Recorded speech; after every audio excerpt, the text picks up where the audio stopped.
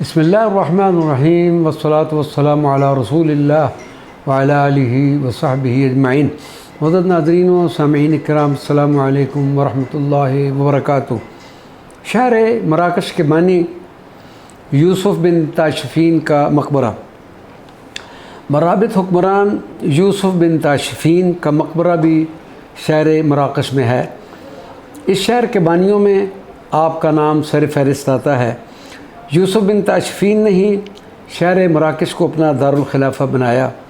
بانی مراکش 410 ہجری میں پیدا ہوئے اور 454 ہجری میں مراکش شہر کی بنیاد رکھی اور 500 ہجری میں انتقال فرمایا، اور آپ کی آخری آرامگاہ شہر مراکش میں ہی بنی۔ اندلس کے مسلمانوں کو یکجا کرنے میں آپ نے بہت زیادہ کردار ادا کیا۔